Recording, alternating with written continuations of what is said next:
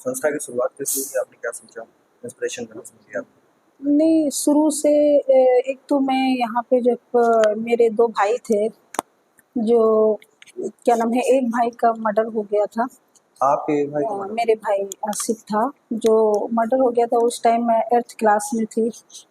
तो मैं बिल्कुल जो है पागल सी हो गई थी कि एक तो बहुत मानते थे हमको, तो इस वजह से मेरा एकदम दिमाग वैसे होने लगा। तो मुझे फिर दिल्ली मेरी सिस्टर लेके चली गई। मैंने पढ़ाई वहीं पूरी की। कब मर्डर हुआ था? ये 84 में। 84 में। हाँ, तो उसके बाद में एकदम मेरी दुनिया ही उजड़ गई, क्योंकि घर के वो सबसे अच्छे थे, सभी को मानते थे। मेरे पापा 2 भाई थे और मेरी बहनों की शादी हो गई थी, क्योंकि 3 बहनें बाकी थी शादी के लिए। तो उस तरह से जो है क्या नाम है, मेरे जीवन में एकदम उथल-पुथल हो गया, क्योंकि लाइफ ही बिल्कुल बदल गई। फिर मैंने सोचा कि दिल्ली में जाके वहाँ पढ़ाई-वढ़ाई पूरी किया। मैंने सोचा, मैं शुरू से मैं सोचती थी कि मैं आईएएस बनूँगी या आगे चल के देश के लिए कुछ काम करूँगी। मगर उस टाइम मेरे दिमाग में ये हुआ कि जब ये घटना हो गई तो एकदम मेरी सोच ही बदल गई कि मैं कुछ करने की वो नहीं थी। फिर भी मैं अपने आप को सँभाला, अपने पापा को सँभाला और कहा कि क्या नाम है, लाइफ में तो ऐसे दुःख आते जाते रहते हैं। हम उस चीज़ को, जब पढ़ाई पूरी करने के बाद में मैंने फिर मेरे भाई दूसरे वाले बड़े वाले भी भाई ख़त्म हो गए, तो और भी ज़िंदगी बिल्कुल ख़त्म पे हो गई थी। पापा मेरे उस टाइम बिल्कुल टूट चुके थे, मम्मी भी बिल्कुल, क्योंकि 1-2 ही बेटे थे, ख़ानदान में भी हमारे 2 ताऊ थे, उनसे कोई औलाद नहीं थी। आपके 2 भाई थे? 2 भाई थी, 7 बहनें थी, जिनकी शादी और हो गई थी, 3 बहनें और थी, 4 बहनें शादी के लायक। फिर लाइफ में जो है इतना बदलाव आया कि सब चीज़ ख़त्म कर दिया। मैंने सोचा कि अगर मैं अपने आप को हिम्मत नहीं रखूँगी तो ये सब उजड़ जाएगा। भाई मेरे मेरे भाई की 5 बेटे थे, सब छोटे-छोटे थे, उनको भी सँभालना था, घर वालों को भी सँभालना था। इतनी छोटी उम्र में भी हमने इतने दुःख देखे। मैंने सोचा कि इस पढ़ाई करने के बाद में मैंने एनजीओ वहीं दिल्ली में रजिस्ट्रेट कराई 17/1/97 में। फिर उसके बाद में मैं धीरे-धीरे हमारी हेल्प भी दिल्ली वालों ने बहुत किया और उन्होंने कहा कि ऐसा है, आप एनजीओ रजिस्ट्रेट करा लो और उस काम को आगे बढ़ाओ।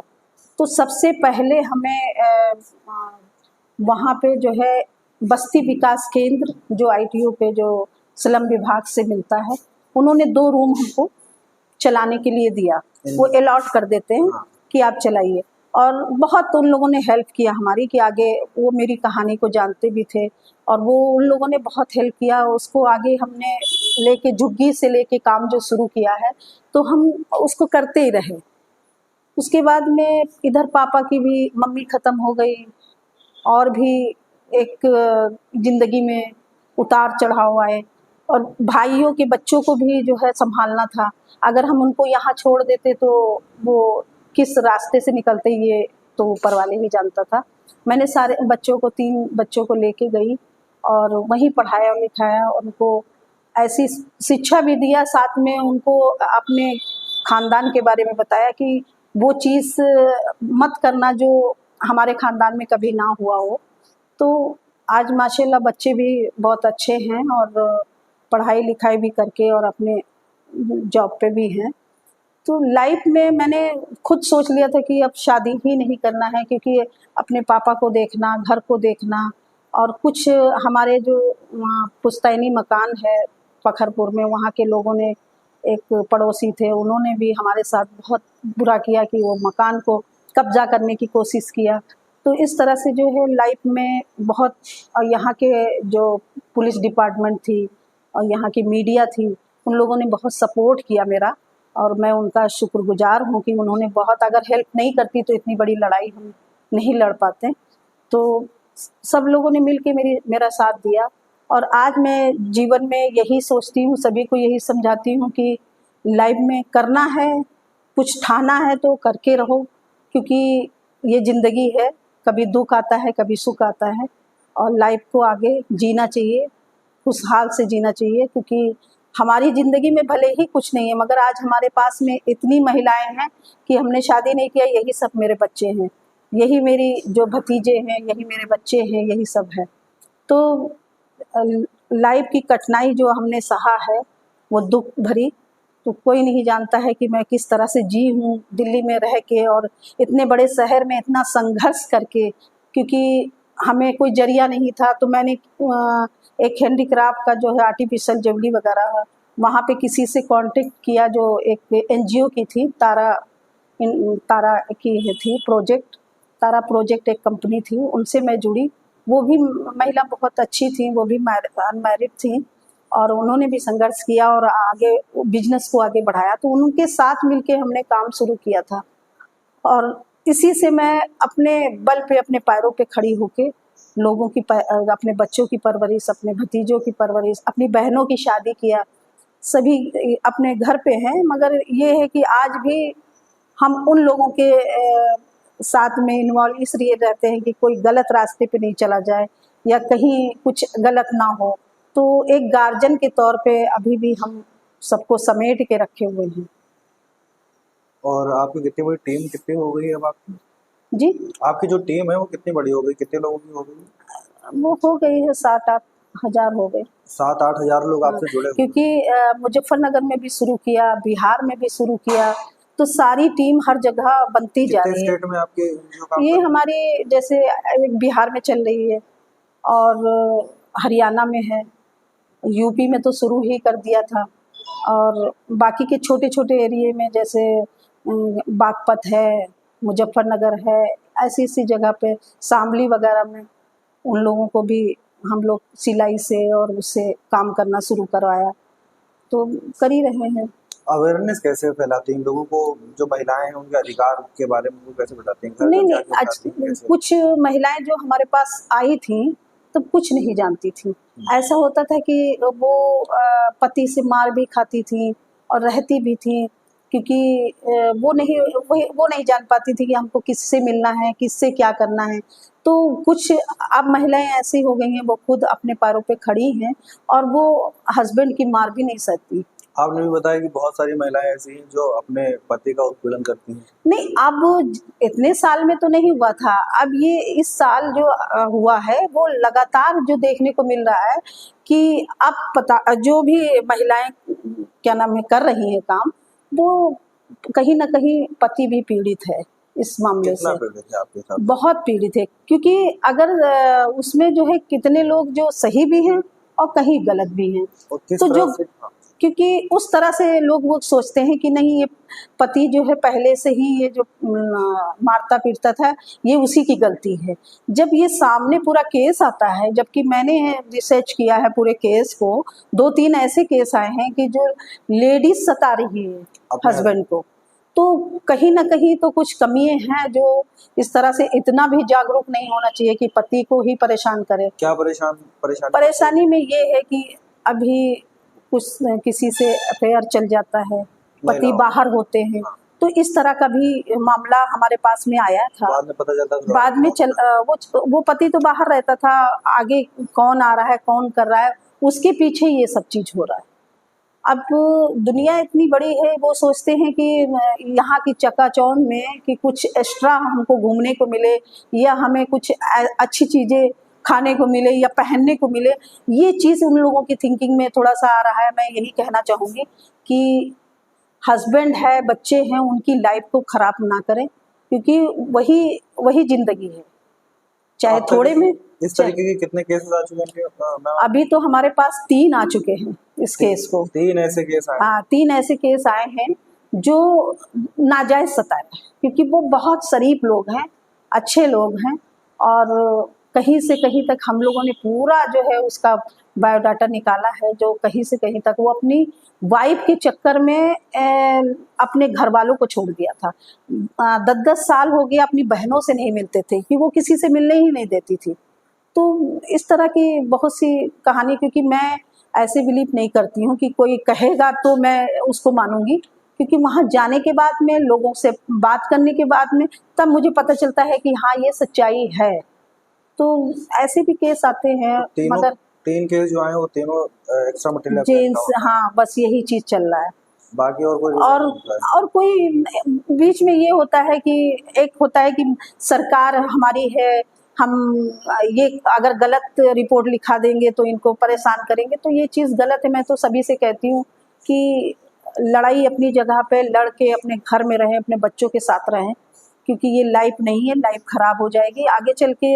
ये सोचते हैं कि वो भी हस्बैंड रख लेगा, क्योंकि एक जगह से छूटे हुए दूसरी जगह पे अगर वो जाएगी तो वही हस्बैंड यही कहेगा कि जब आप उसकी नहीं हुई तो मेरी कब होंगी, तो वो भी लाइफ खराब होगी।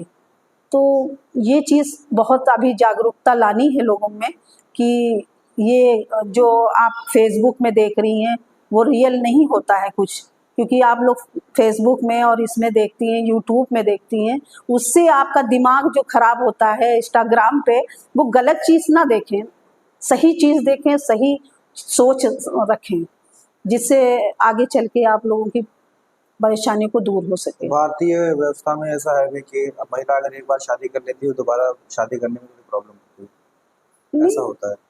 मुस्लिम में तो नहीं होता है वो तो। दोबारा अगर शादी कर लेते हैं तो कोई प्रॉब्लम होती नहीं? नहीं कोई समाज प्रॉब्लम एक्सेप्ट कर नहीं, लेता है? कोई उनको क्या प्रॉब्लम, उनको जब अपने घर की इज्जत नहीं पता है तो वो कुछ भी कर सकती हैं। अभी एक केस में मेरे पास में अभी आया है कि वो बिना तलाक के वो शादी कर लिया, अच्छा, पहले हस्बैंड से तलाक नहीं लिया और दूसरे हस्बैंड से और शादी कर लिया, और वो खुद चाहती थी कि मुझे तलाक चाहिए। अच्छा, वो खुद इतनी वो कर रही थी कि मैं तुम्हारे हाथ जोड़ती हूँ, मुझे यहीं से कहीं से तलाक दो। मैंने कहा मेरे एनजीओ में तलाक नहीं होता है, मेरे वहाँ सुलह समझौता होता है, मैं सुलह करके भेजती हूँ। मैं तलाक का तो मेरे वहाँ जिक्र भी मत करना। और काफ़ी लोगों को समझाया भी, जो तलाक की नौबत आ गई थी कि बिल्कुल रखना ही नहीं है दोनों तरफ से। मैंने 15 दिन का टाइम दिया, हमने कहा ये बच्ची है आपकी, और कल ये आप शादी कर लेंगे, आपको हस्बैंड मिल जाएगा, उनको वाइफ मिल जाएगी, ये बच्ची कहाँ जाएगी, क्योंकि ये सौतेले बाप के पास रहेगी या सौतेली माँ के पास रहेगी। तो पहले तो अपने बच्चे का भविष्य देखो और कुछ सुधारने की कोशिश करो, क्योंकि अगर कहीं भी कमी तो तुम्हारे में भी तो होगी, क्योंकि अगर हस्बैंड बुरा है तो आप में भी कुछ कमी होगी। अगर आप लड़ाई कर रही हैं, वो लड़ाई कर रहे हैं, तो एक को चुप होना चाहिए। तो इस तरह से भी लोगों को मैंने समझाया, तो बहुत से लोग समझ भी गए। 4 साल से मुकदमे लड़ रहे थे, वो मुकदमे को वापस ले लिया। आज वो माशाल्लाह बहुत अच्छे से रह रही हैं। अब पूरा परिवार मिल रहा है, ना एक दूसरे के खून के प्यासे थे कि वो आ जाएंगे तो उनको मार देंगे वो। मगर ऐसा हमने उन लोगों को समझाया और 15 दिन का समय दिया, हम कमरा बंद करके अंदर सोचना, अपने विषय में नहीं, अपने बच्चे के विषय में सोच। तो फिर सोचा और उन्होंने आके मेरे एनजीओ में आ गए कि मैडम मुझे जाना है, मुझे भेज दीजिए। मेरे घर वाले जाने नहीं दे रहे हैं, कह रहे थे कि मैडम जाने। मैंने कहा अगर मेरे ऊपर जिम्मेदारी डाली है तो मैं तुम्हारे घर तक पहुंचाऊंगी और पूरा ख्याल रखूंगी। तो मैंने 3 महीने तक उनके घर पे जाके उनका हाल चाल लेती थी और उनको देखती थी। आज बहुत ही अच्छे से रहते हैं, दूसरा बेटा भी हो गया और खुशहाल जिंदगी जी रहे हैं। थोड़ी सी बात का होता है, सबसे कमी ये कि इसमें हम तो यूपी में जब रहे हैं, जो देखा है, क्योंकि कमियाँ थोड़ी सी ये होती है कि माँ के पास में जरा से कुछ लड़ाई हुई, बीवी घर छोड़ के मायके चली जाती है, जबकि उनको वही रहना चाहिए, वही। क्योंकि अगर सुबह आपने लड़ाई किया, शाम को आप एकदम नॉर्मल हो जाएंगे, और उसी लड़ाई में अगर आप आ जाएंगे तो मामला खराब होता है। ज़्यादातर केसेस इसी के आते हैं कि माँ ने कह दिया चले आओ, मुकदमा लिखवा देंगे, आओ थाने में कर देंगे, ये चीज़ बहुत होता है। अच्छा, मायके से जो लड़के का मायका है उनकी तरफ से रिश्ता खराब होता है और रिश्ता अधिकतर जो है, बहुत से नहीं कह रहे हैं, मगर बहुत तक ये है कि इंटरफेयर जो माँ का होता है, क्योंकि अगर माँ समझा के भेज दे तो ये नौबत नहीं आती है। और दूसरी बात ये है, कुछ आदमी भी ऐसे हैं, जेंट्स भी हैं, कि वो अगर मैके बैठी है तो वो उन्होंने कर दिया, दूसरी शादी कर लिया, अब आप लड़ते रहो। तो इस तरह से भी होता है। तो मैं तो सभी को यही समझाती हूँ कि घर छोड़ के मत आया करो, आप लड़ो वहीं रहो। आप घर छोड़ दिया तो फिर आपका रास्ता बंद हो गया, क्योंकि यही कारण है जो आज सारे केस जो कोर्ट में चल रहे हैं वो इसी कारण है। आप मैके बैठी हैं, उन्होंने कह दिया कि आप शादी कर लो, कुछ नहीं होता, मुस्लिम में खास करके। अब तो हिंदुओं में भी होने लगा है, ऐसे केसेस मेरे पास में आया है। लड़की औरत बैठी है और उसने शादी कर लिया, और वो शादी भटक रही है, गोंडा भटक रही है, वहाँ भटक रही है। मेरे पास में भी आई थी, मैंने भी उसको समझाया था, उसको समझ में नहीं आया, दूसरी औरत रखे हुए। तो अब तो ये एक चलन हो गया है कि कोई भी किसी भी कास्ट का हो, वो सभी एक जैसे हो गए कि कुछ नहीं होगा, क्या होगा। तो मैं तो यही समझाती हूँ महिलाओं से कि अपने अपने परिवार को लेके देखें और अपने बच्चों की परवरिश करें। जब आप दोनों लड़ेंगे तो बच्चे आपके सही नहीं निकलेंगे, वो आपकी लड़ाई में जो है डिस्टर्ब हो जाएंगे। फिर आपके बच्चे यही मर्डर करेंगे, चोरी चकारी करेंगे, क्राइम में चले जाएंगे। तो वो चीज़ ना होना चाहिए। आप अपनी थोड़ी सी खुशी के लिए अपनी लाइफ को बर्बाद कर रहे हैं। तो यही कहना चाहती हूँ। और हमारे ये नहीं है, हमारी एनजीओ में कोई भी कास्ट का हो, चाहे हिंदू हो, चाहे मुसलमान हो, चाहे सिख हो, हम किसी को भी मैं स्वागत करती हूँ, उनको बुलाती हूँ। और उनके, जबकि मैं वहाँ झुग्गी में जाती थी, दलित थे, कहते मैडम हमारे वहाँ पानी पी लोगे। हम क्यों, इंसान नहीं हो तुम, पानी क्यों नहीं पी सकती हूँ? दलितों के साथ ज्यादा छुआछूत होती है। तो मैं कभी भी उनके घर पे बैठ के पानी पीती थी। हमने कहा नहीं, आप लेके आओगी, चाय भी पियोगी, पानी भी पियोगी। जबकि वो कहते थे कि मैडम कैसे पी लोगी, हम लोग ऐसे हैं। हमने कहा क्यों, जब आदमी मरता है तो वो नाली का भी पानी पी के वो कहता है मुझे जीवन मिल जाए, मुझे चाहे वो नाली का ही पानी पिला दो। तो इंसान को हाथ में नहीं लिखा रहता है कि वो दलित है तो उसका पानी नहीं पिएंगे। तो ये चीज़ भेदभाव हमारे एनजीओ में नहीं है। तो झुग्गियों में ज्यादातर जो लोग थे वो दलित ही रहते थे। दलित भी हैं और वो जूते बनाती हैं, मोची है। हाँ। तो हम लोग जो है उन लोगों को, हमने जैसे 3-4 हजार महिलाएं थी जो मध्य प्रदेश से हैं, और यकीन मानो कि वो एकदम अंगूठा टेक हैं, मगर आज उनको इतना मजबूत कर दिया। मध्य प्रदेश से दिल्ली में आके बस जाते हैं अपने रोजगार के लिए। और वो सैटरडे को वो जो है अपने जूते, जो पुराने जूते होते हैं, कंपनी के जूते होते हैं, जो फेंक देते हैं, क्योंकि उससे बदल देते हैं, कप से, प्याली से जो निकलते हैं, कबाड़ी से, तो वो अच्छे जूते होते हैं। उसको शाम को ले जाके, जैसे सैटरडे को वो धुलना, अभी आप जाएंगे पूरी झुग्गी में, आप सबको धुलते हुए और उसको रेपर लगाते हुए सारी चीज़ें देखेंगे आप। नए भी बनाते हैं, मगर वो पुराने को रिपेयर करते हैं और उसको बेचते हैं। तो इन लोगों की एक छोटी छोटी मार्केट है, जैसे मंगल बाजार हो गया, बुद्ध बाजार हो गया, वहाँ पे अपना स्टॉल लगा दिया, उससे भी ये लोग रोजगार कर रहे हैं। तो पहले तो ये लोग लाल किले पे लगाती थी, तो वहाँ पे कमेटी वाले आ जाते थे कि हटाओ, उठा के ले जाए सामान उमान। कई बार ऐसा हुआ, दरियागंज की थाने में ले गए उन औरतों का सामान। तो हम लोगों ने फिर फ़ोन किया, फिर छुड़वाया। ने कहा बच्चे कैसे पालेंगे, हस्बैंड उनके शराब पी के पड़े रहते हैं, ये नहीं करेंगे तो बच्चे की परवरिश कैसे होगी। तो उन्होंने छोड़ दिया, माना भी। फिर हम लोगों ने एक धरना वरना भी रखा जंतर मंतर पे कि इनको। कब रखा आपने? ये 2007 में। तब से हम लोग 8-9 को जो है हमको मिल गया ये तय बाजारी, जो क्या नाम है, ITO के नीचे महिला बाजार कर दिया गया है उनको। हम लोग कई लोगों को सब जंतर मंतर पे पहुँचे और वहाँ पे हम लोगों ने किया कुछ। जैसे जाति प्रमाण पत्र का भी इशू आता था, क्योंकि नहीं बनता था। वो कहते थे गस्टेट ऑफिसर से साइन करा के लाओ। तो गस्टेट ऑफिसर क्यों करेगा साइन? एक मजदूर औरत जो जूता दिन भर बनाती है और वो किसी गस्टेट ऑफिसर के पास जाएगी कि मुझे रिकमेंड कर दो, तो कोई नहीं करेगा। तो उस पर भी हम लोगों ने धरना दिया और SDM ऑफिस पे। तो उन्होंने बुलाया हम लोगों को अंदर। मैंने कहा ये बताइए, 250 लोगों को उसी दिन फाइल मैंने जमा करवाई और हमने कहा ये बताइए, एक हम लोग दे रहे हैं MLA को, काउंसलर को वोट डालते हैं, तो अधिकार तो उन्हीं का हुआ ना गस्टेट वो अटेस्ट करने के लिए। तो वो ये अथॉरिटी आपने क्यों नहीं दिया? कहने लगे नहीं, ऐसा कुछ नहीं है कि आप गस्टेट ऑफिसर से, हमका आपके अधिकारी बता रहे। अंदर ले गए, फिर उसके बाद में सारी 250 फाइलें उन लोगों ने करी और उस पर नोटिस बोर्ड पे लगा दिया कि ये जो है किसी गस्टेट ऑफिसर से साइन नहीं होगा, MLA काउंसलर से होगा। तो ऐसे लोगों को जागरूक, इसी को कहते हैं कि नॉलेज नहीं है तो कुछ भी नहीं है। तो यहाँ पे भी कुछ लोगों को नॉलेज, जितने भी पढ़े हैं, MA BA किए हुए हैं, आप उनसे पूछ लोगे तो किसी चीज़ का के बारे में मालूम ही नहीं, और ना मालूम करना चाहती है। हम यही कहते हैं कि अगर कोई 1 रुपए दे रहा है तो आप उसके पीछे भागेंगे, आप अपना भविष्य देखो, क्योंकि 1 रुपए तो आप कोई दे रहा है, एक दिन देगा। दरवाजा तो बाहर तो बहुत आवाज आ रही है। तो यही है कि हम लोग उन लोगों को किया, फिर यहाँ पे इन लोगों को जागरूक किया। जो लेडीज घर से बाहर नहीं निकलती थी, वो मेरे साथ कंधे से कंधा मिला के चलना, लोगों के सामने जाना, तो एक बहुत बड़ी बात है। क्योंकि जो घर से ही नहीं निकलने देते थे उनके हस्बैंड, वो मेरे साथ चल रही है। तो ये जो दिल्ली में जिन झुग्गियों की बात कर रही हैं आप, हाँ, वो कौन सी झुग्गी कहाँ पर है?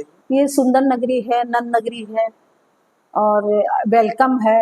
ये सारी झुग्गियों में है। हमारे वहाँ सारे जूते का ही काम करते हैं। तो इधर लगातार दिल्ली में हमने देखा है कि न्यूज़ वगैरह पे कि बहुत सारी झुग्गियों को गिरा दिया गया है। नहीं, उधर का तो अभी नहीं हुआ है। ये आगे जो क्या नाम है, तुगलकाबाद है, ये जो इन लोगों को तो जो है दिया गया है। तो इन जगहों पर आप गई जहाँ पर अभी झुग्गियाँ गिरा दी गई? नहीं, अभी मैं जा रही हूँ, कल परसों में मैं जाऊंगी, तो जाऊंगी, क्योंकि अभी हमारी महिलाओं ने भी फ़ोन किया था कि कहीं हमारे झुग्गियों का तो नहीं आ गया नंबर, और आप जल्दी आ जाइए। तो हम लोग जाएंगे, बात करेंगे।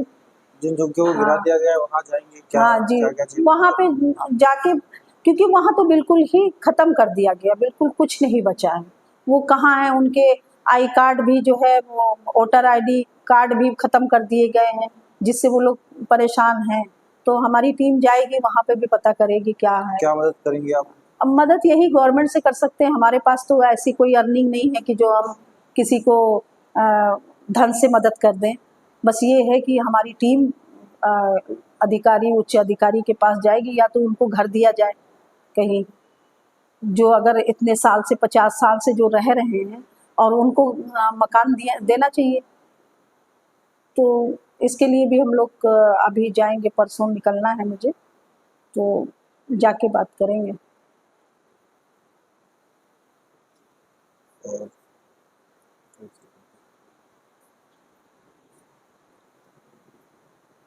और यूथ आपसे कितना जुड़ा है? यंग वुमेन कितनी होती हैं और ओल्ड एज कितनी है आपके साथ? हमारे साथ में यूथ तो जो है, क्या नाम है, 100 से ज़्यादा है आपकी टीम में? जी। 8,000 की टीम है आपकी हाँ। टोटल, अलग अलग स्टेट हाँ। और शहरों में। हाँ, यूथ भी अब जुड़ता जा रहा है। जुड़ रहा है। हाँ, जुड़ रहा है धीरे धीरे, और वो भी जो है इस चीज़ों को आगे बढ़ा रहे हैं। कहीं पे भी कोई, जैसे मेन चीज़ बहराइच में मैं हूँ, और कोई घटना अगर क्या नाम है, मुजफ्फरनगर में हो गई, तो वहाँ टीम हमारी पहुँच गई, वहाँ पर आप वहाँ मदद उनको मिल गई। अभी बीच में 2021 का मामला था, एक लड़की को जला दिया था मुजफ्फरनगर, खाला पार्क की तरफ की है लड़की, हाँ। और उसको जला दिया क्या था। नाम था लड़की? लड़की वो परवीन थी, उनकी सिस्टर थी। क्यों जला दिया गया था? ससुराल वालों ने जला दिया था उसको, तेजाब डाल के बिल्कुल ख़त्म कर दिया था।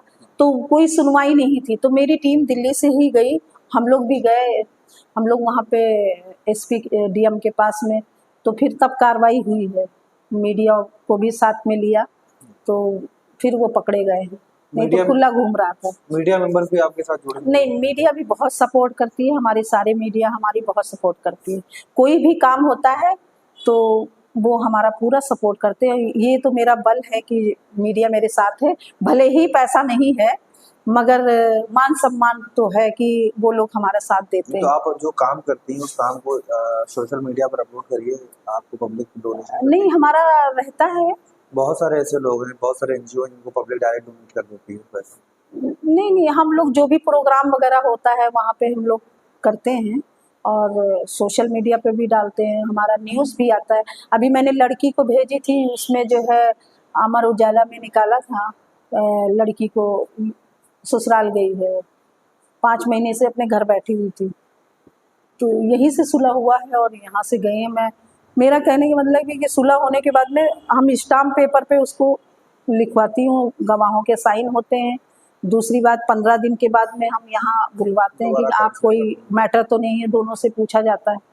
जब तक ये लोग खुद मना नहीं कर देते कि अब ठीक ठाक से रह रहे हैं, अब नहीं आ पाएंगे, तभी हम लोग छोड़ते हैं। तो फिर भी खास बीच बीच में बात करते रहते हैं। तो आप मेन काम आपका है या तो आप ये सुलह समझौता कराती हैं जी परिवार जी जी जी। में, या फिर दूसरा चीज जो है कि एजुकेशन पे है काम। एजुकेशन पे आप हाँ, काम ट्रेनिंग प्रोग्राम ये सब। और ये तीसरा ट्रेनिंग प्रोग्राम। जी जी। ट्रेनिंग प्रोग्राम आप ज्यादा करती हैं। हाँ, ट्रेनिंग करवाते हैं कहाँ क्योंकि कहाँ पर सेंटर है आपके ट्रेनिंग सेंटर? अभी तो मेरा बहराइच में ही है। एक बहराइच, हाँ, उसके अलावा और किराए पर ले मिहीपुरवा में था, बंद हो गया है क्योंकि उसकी शादी हो गई। और एक हमारा रुपईडीहा में था। बॉर्डर पे। हाँ, तो वहाँ पे अंदर वो एक डीडीए फ्लैट वगैरह था, उसी में खोल के काम कर रही थी। तो लाइट गई थी। 5 मिनट रुक जाए। हाँ हाँ, रुपए। लाइट भी चली गई। पॉज कर दो इसको। दोनों पॉज कर लेंगे।